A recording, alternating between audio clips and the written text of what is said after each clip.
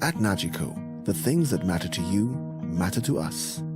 Like knowing you're covered when your house gets flooded, getting your settlements quickly and fairly when a fire hits your home, and making sure your business can keep going even after an accident happens on site.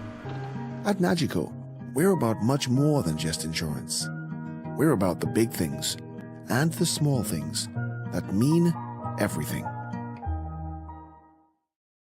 Representatives of the private and public sector, as well as key economic and social partners in St. Kitts and Nevis, were on Tuesday given the opportunity to contribute to and help shape the 2018 budget during a consultative dialogue at the Ocean Terrace Inn OTI conference room. The discussions were led by Prime Minister and Minister of Finance, Dr. Timothy Harris, who was supported by members of his federal cabinet.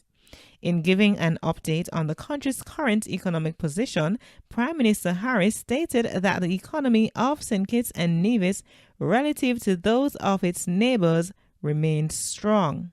I should say from the outset that the economy of St. Kitts and Nevis, relative to its neighbors, remains still strong. And we are, of course, grateful to God for sparing us the ravages of the two devastating hurricanes which have reduced to rumble or near rubble some of our neighboring islands. Our prayers go with them.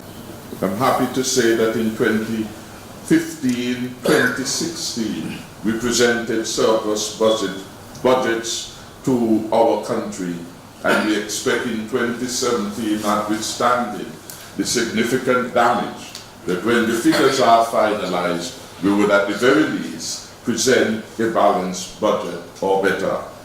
The Prime Minister pointed out that the per capita income for St. Kitts and Nevis grew from $15,739 in 2014, when it was fourth highest in the region, to $16,978 in 2016, which is now second highest in the region. We are now the second highest in the region, outdoing all other countries except Bahamas. Our GDP from 2015 grew from $2.2 billion in 2014 to $2.5 billion in 2016. The inflation has remained consistently low, and as of September 2017, the reports available to me by the financial experts suggest that the inflation in St. Kitts grew at a modest 1.5%. Chamber President Mr. Jose Rosso commended the government for facilitating dialogue with representatives of the private sector and key social partners. Mr. Rosso also outlined a number of areas the Chamber feels should be taken into consideration by the government in 2018 that can rebound to overall economic growth.